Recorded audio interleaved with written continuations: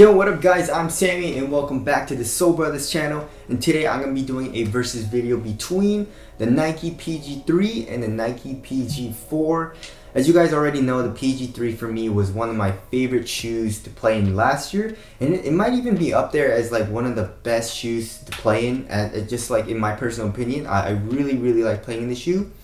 And same thing goes with the PG4. As of right now, if you guys didn't watch the performance review, you guys can go check it out if you guys want, but I really enjoyed the PG4 as well. They're both going for 110 bucks, so a very good price for really good performers. So if you guys do want to cop, I'll leave a link in the description box. And shout out to Paul George for keeping his line, like the price of his shoes, the same price, basically from his first signature shoe, which I think was 110 bucks. I don't think it was 100 bucks. So, but anyways, let's get it started off with the traction.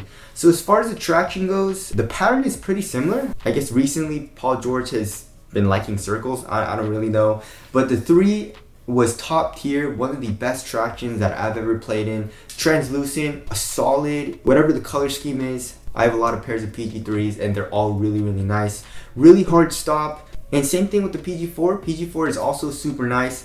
As far as durability goes, the actual rubber is a lot softer on the PG4, so durability doesn't seem as good. But the PG3s, I've also had some durability issues, like around the zoom unit here. I have some, like not only frame, like rubber ripping off. So durability also doesn't seem good in the PG3s. As far as on the clean court goes, the PG3 has an incredible stop. It's phenomenal. You stop on a dime. PG4, you also stop really hard. I would say I would edge it out to the PG3 just by a little bit though. It stops just a little bit harder. And as far as the squeak goes, the PG3 is pretty damn loud. The PG4, it still has a nice little squeak, but not as loud as the PG3. And as far as on the dusty setting, the 3, really no issues. I barely wipe when I'm playing with the 3s. Picks up very little dust, and if it does, occasionally I guess, it's just a really light wipe.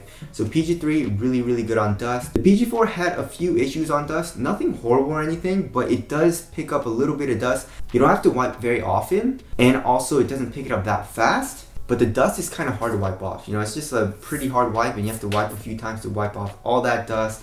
But once you do, you have a few good stops again. As far as overall performance of the traction goes, I'd have to hand it to the PG3, but the PG4 is still a solid choice.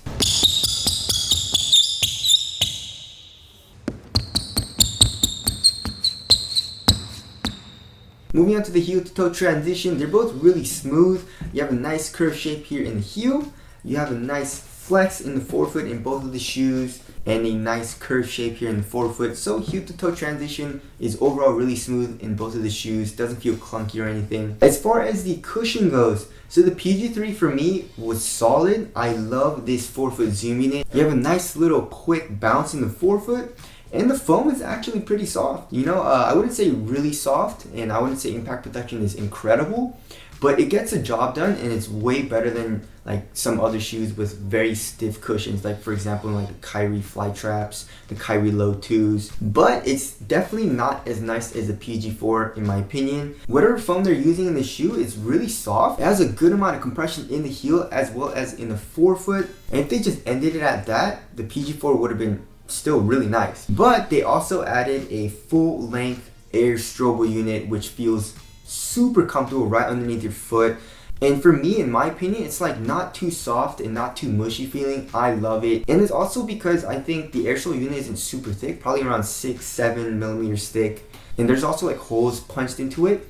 So it's not like a full unit, you know what I'm saying? Like for example in Zoom, but I guess Zoom strobel is segmented. As far as overall comfort, PG4 is better. If you want better impact protection, PG4 is better. More compression in the PG4. I guess the PG4 though is not bouncy, it's more just like soft. The PG3 also isn't very bouncy, besides I guess just in the forefoot with the zoom unit. But for me, in my personal opinion, I love the 4s, and it's probably one of my favorite cushion setups, like top 3 for me, like ever. So I really like this cushion setup. The 3 was also really nice. I would have to say, if you like more of a responsive type of cushion and you want to feel like nothing from your cushion, then the PG3 is the way to go. Alright, moving on to the materials. So the materials, as you guys know, in the PG3 are really bad. The quality is horrendous. The good thing about it though is that I guess it gets soft, it's thin and all that. So on foot, once you break it in, and it doesn't take that long to break in,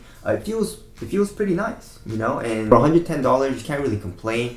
But you know, as far as quality goes, very flimsy feeling, and it also doesn't look quality, you know. So the PG3, not very nice. The PG4 though is definitely an improvement, I would say. I mean, they're still using like that shit mesh, especially with the shroud material, and then underneath that you have more of like a neoprene type of material, which feels actually pretty nice. So overall, the PG4 is just slightly thicker, but it's still a really minimal and thin feeling material.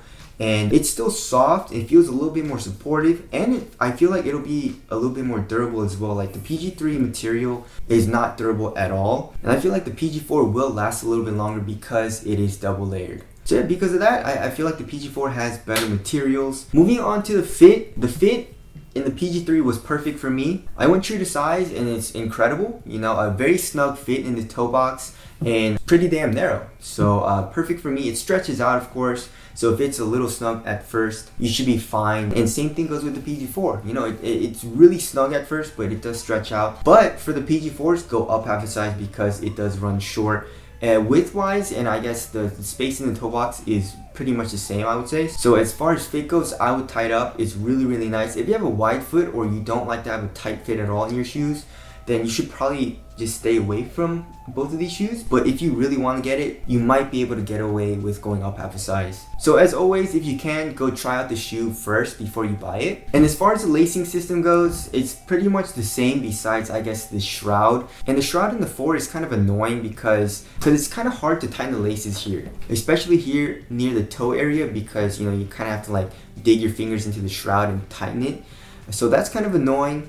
And then once you do that, you tighten the laces, you zip it up, and then you tighten the laces over the shroud, and it kind of goes over the zipper, which keeps the zipper in place, which is kind of nice. The PG3 is just normal laces. And also in the tongue, there's a little bit of padding, but not as much as the PG3. The PG3 was a very nice plush tongue. And then here in the ankle area, there's still a little bit of padding, but there's definitely more padding here in the 4. So it's kind of the opposite. The 3 has more padding in the tongue, but the 4 has more padding in the ankle area. Alright, as far as support and lockdown goes, I had no issues with either of the shoes. For lateral containment, my foot was held in both of the shoes. In the PG4s, you have this kind of like fused material in the forefoot area, but I feel like the foam does come up and act as a lateral cage a little bit as well in the PG4s. And then in the PG3s, you do have this wing piece as well as the foam coming up in the midfoot and in internal TPU heel counters. So lateral containment was really good in both of the shoes. As far as lateral stability goes, also really good. Very low, flat, and wide bases for both of them, so I didn't really have any issues with lateral instability. Alright, as far as the weight goes, the PG4 is 12.17 ounces. And then the PG3 is 11.71 ounces. So like 0.3, 0.4 ounces, not a huge deal at all. And they both feel very minimal and very light on foot, especially the upper. It's a very thin upper, which I really like. And they put the padding in the places where I like to have it personally, because I like to have padding here in the ankle area and in the tongue. So yeah, both very light and minimal. Obviously, you know, the PG3 feels just a tad bit more minimal because you don't have an entire shroud over the entire upper. But the PG4 is still very minimal and light. And as far as responsiveness goes, you feel very quick and very light on your feet when you're playing them. But I would say the PG3, you feel a little bit quicker because the traction overall is a little bit better and the cushion is a little bit more responsive. Alright, as far as step and comfort goes, just casually walking around, what's more comfortable? PG4, not a question. As far as ventilation goes, they're both really good. You know, you have pretty much like a textile mesh in both of the shoes. You have pretty good airflow, and as your foot gets sweaty, it does wick away the moisture. So ventilation's pretty damn good in both of them. As far as durability goes, I don't think either of them are good. Like the PG3, I mean, from experience, the PG3 doesn't have good durability, especially in the upper. The PG4, the upper seems a little bit more durable, but the outsole doesn't seem durable at all. So just watch out for that, and don't expect either of these shoes to last a long time. As far as break-in time, they're both really good right out the box. Really don't need to break it in. I guess besides if it is a little bit tight, it will stretch out and the fit will get a little bit looser. As far as the aesthetics go, I honestly don't really like either of them as far as just the overall silhouette goes. But I do like the colorways that are coming out of the PG4s. The PG3 colorways were pretty cool, but I feel like the PG4s, especially that plaid colorway is sick. But you know, that's just a colorway. Overall silhouette, not a huge fan either. So I'll tie it up. Tell us what you guys think looks better down in the comment section below. But wrapping things up, the same price, which one is the better performer in my opinion? And I'd have to go with the PG4. And it's a little bit of a toss-up because I love the PG3 so much. And if the PG4 had the PG3 level traction, then this shoe would be just insane, you know? And the traction wasn't horrible in the PG4. It just wasn't like incredibly top tier, you know? I'd still say it's really good. You know, the cushion I like better. The materials, better quality, fit pretty much the same, support and lockdown pretty much the same. So that's why I'm leaning toward the PG4. One thing I would say though, like I said, if you don't want to feel like a soft cushion, and I would say it's borderline mushy, but in my opinion, it's not to the point where you feel like a significant lag in the cushion where it's like too much. But what I'm saying is I feel like some people might not like it, and if you feel like you won't like it, then I would suggest going with the PG3. It's still a solid option. So yeah, that's the Versus video. Again, if you guys want to cop either of these shoes, I'll leave links below. But that's it. Hope you helped you guys out, and I'll see you guys next one.